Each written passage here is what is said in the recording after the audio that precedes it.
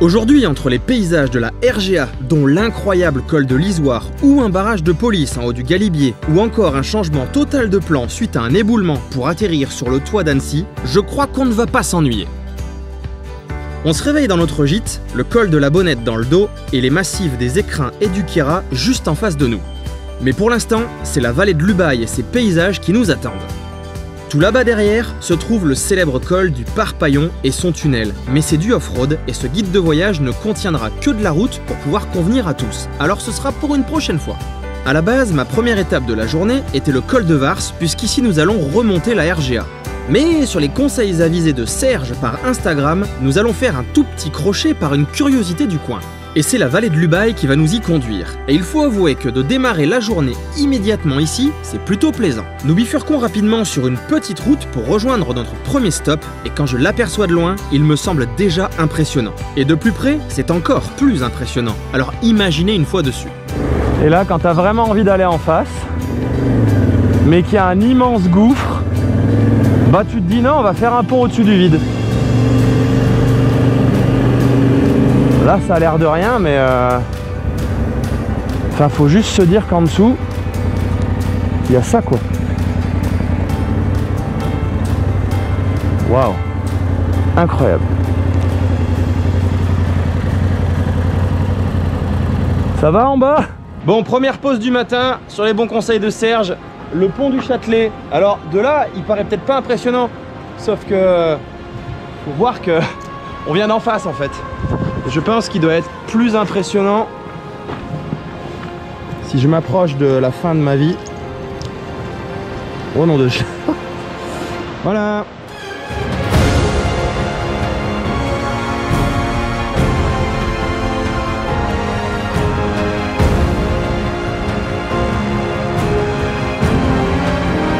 Ce pont du Châtelet est littéralement accroché sur une faille de 27 mètres de long, au-dessus de 108 mètres de vide, avec l'Ubaye qui coule tranquillement tout au fond. Il est magnifique, digne d'un décor du Seigneur des Anneaux.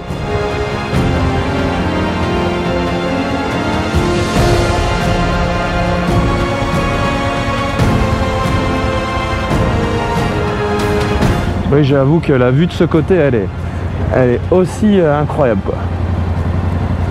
Les couleurs sont vraiment belles. Ouais. Allez, ne laissons pas trop de poids sur ce pont. C'est donc sans aucune hésitation que j'ai rajouté ce crochet à mon guide de voyage pour que vous aussi, vous puissiez faire ce demi-tour de France en 12 jours. Et le lien pour le télécharger est sous cette vidéo, comme d'habitude. Nous arrivons rapidement au début du col de Vars, sous la pluie. Bon, la déception ne sera pas non plus immense car ce n'est pas mon préféré et c'est dans le prochain col que j'espère trouver le soleil. On profitera quand même des paysages à la descente et puis heureusement, le ciel se dégagera rapidement. La fin du col se fera au sec et nous allons pouvoir prendre la direction du prochain. Mais pas si vite, il y a une pépite qui les sépare et ce sont les gorges du Guil. Elles permettent de rejoindre le Queyras dans un environnement vraiment beau. Plus à l'est, ce massif se termine en cul-de-sac, sauf si on prend le col Daniel, mais ça ferait passer en Italie, ce qui n'est pas l'objectif de ce road trip. Alors notre seule issue sera le col de l'Isoire, et si vous ne connaissez pas, il va falloir l'ajouter d'urgence à votre liste.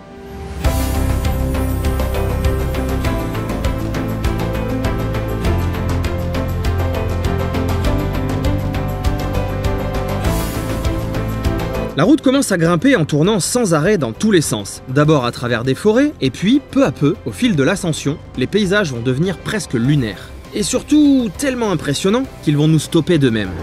Alors on va s'arrêter mon gars là. On va s'arrêter exactement là. Tu peux y aller. Ça peut te coûter la vie, mais tu peux y aller. Voici une grosse étape en plein milieu de la route des Grandes Alpes, le col de l'Isoire. Alors il est plus haut, on n'en est pas encore au sommet. Mais c'est ici, je trouve que la vue est la plus belle, avec des points de vue absolument incroyables. Là, c'est limite lunaire. Vraiment, on voit pas ça partout et il n'y a pas beaucoup de cols qui ressemblent à ça.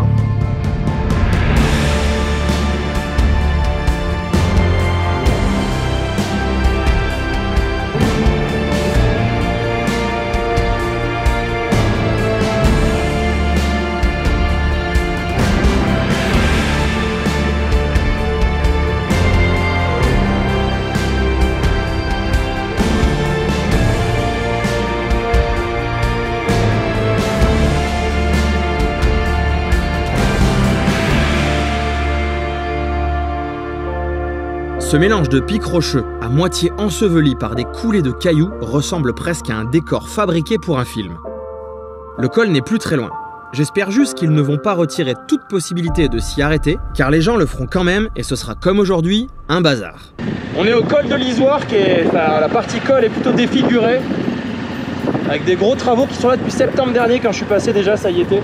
Allez, on va se concentrer sur la descente. Très différente de l'autre versant, elle est quand même superbe, et une fois en bas, le plaisir se prolonge avec ce qui s'appelle la boucle de l'Isoire. Et au final, nous en aurons fait la moitié en remontant la RGA.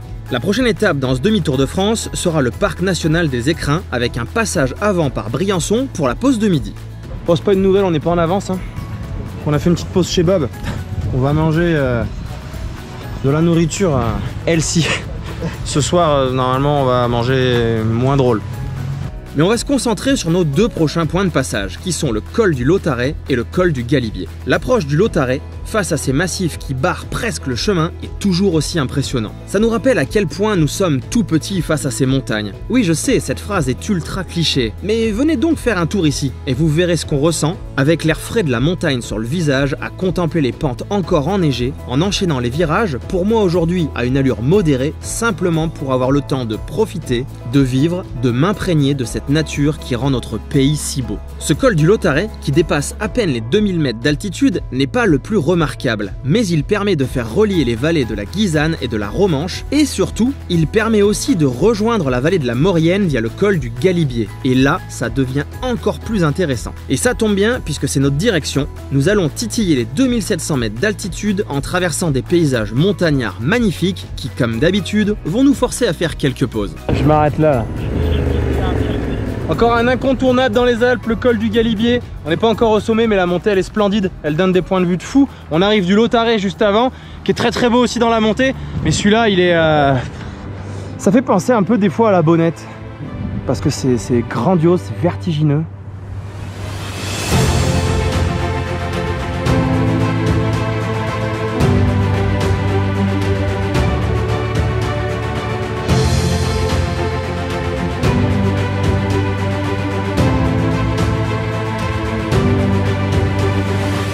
Si je devais donner la définition d'être petit face à la nature, voilà, là je me sens vraiment petit face à la nature.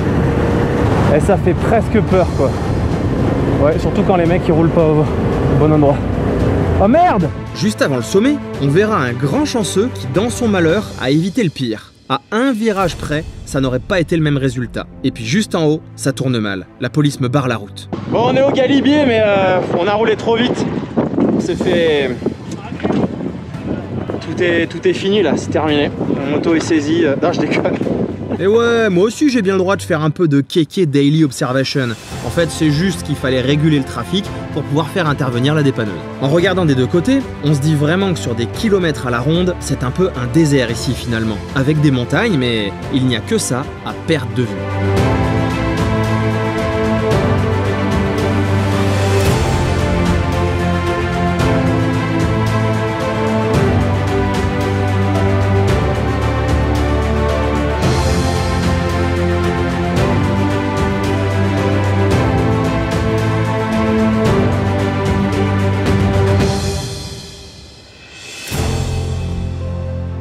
Nous arrivons à Saint-Michel-de-Maurienne et la route va devenir beaucoup moins fun. Surtout qu'on va devoir se la taper deux fois car tout ne va pas se passer comme prévu. L'itinéraire de mon guide de voyage que vous retrouvez sous cette vidéo passe par le col de l'Isran ensuite pour rejoindre Bourg-Saint-Maurice pour la nuit avec pour les plus courageux une option de nuit tout en haut du Cormet de Roseland. Malheureusement... Bon, les aléas du road trip font qu'on vient de faire 30 bornes dans la vallée là pour aller direction Modane et l'Isran et d'un coup on a un panneau qui dit l'Isran est fermé. Sauf que l'Isran c'est dans longtemps et que nous on avait déjà fait pas mal de routes depuis le début de la Maurienne.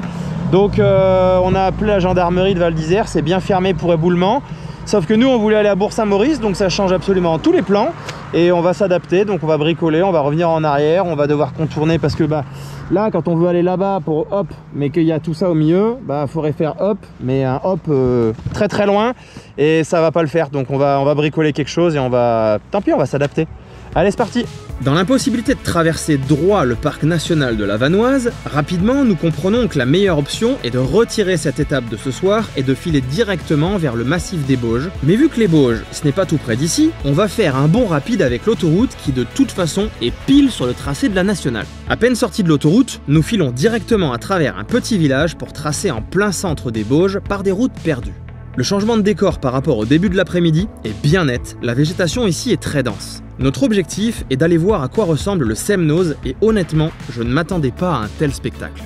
Pour le rejoindre, nous allons d'abord grimper sur le plateau par le col du Frêne, en restant bien sagement derrière ce véhicule d'intervention qui, vu son allure dans les épingles, est sur une vraie urgence. Cette route semblait trop grosse pour ma trace. Allez hop, on bifurque. C'est d'ailleurs à partir d'ici que les choses vont redevenir très intéressantes. Bon, même si tout a encore failli cafouiller, quand dans l'intercom, Tony me dit qu'il n'aime pas trop le panneau orange qui est juste devant nous. Mais il est pratiquement 19 h, alors ça devrait passer. Ah ouais, le petit air frais de fin de journée, il fait vraiment plaisir sur ces routes. Vraiment sympa, de Haute-Savoie, typique du coin, avec cette couleur de goudron, les roches, la forêt, la végétation est super belle. Génial. On va effectivement prendre un grand plaisir à gravir ce col, encore une fois, en début de soirée. C'est parti pour 10 km de folie avant la récompense finale.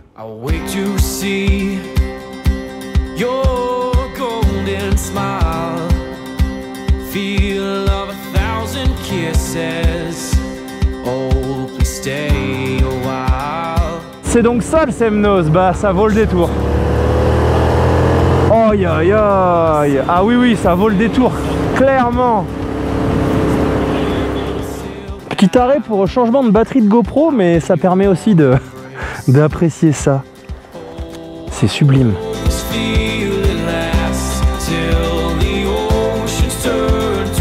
Bon, on a récupéré ma trace, on a fait donc un gros détour, on a pris de l'avance pour demain, parce que là on était censé être là demain matin, mais avec le coucher de soleil, je dois dire que franchement ça vaut vraiment le coup.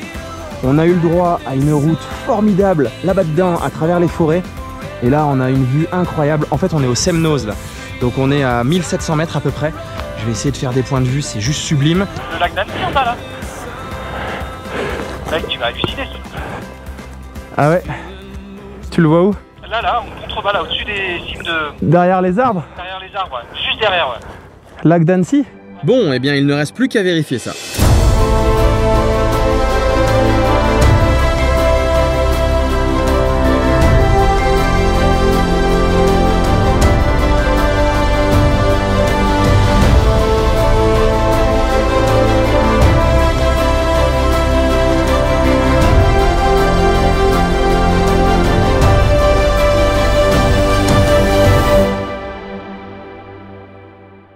Nous redescendrons sur Annecy par une belle route à travers la forêt et nous rejoindrons des potes qui vont nous héberger ce soir suite à notre gros changement de plan. Encore un immense merci à vous pour l'accueil, on a passé un super moment tous ensemble. Avec mon petit changement de planning, cet épisode est donc plus court que prévu. Mais rassurez-vous, dans le prochain, il va y avoir beaucoup de belles choses à voir.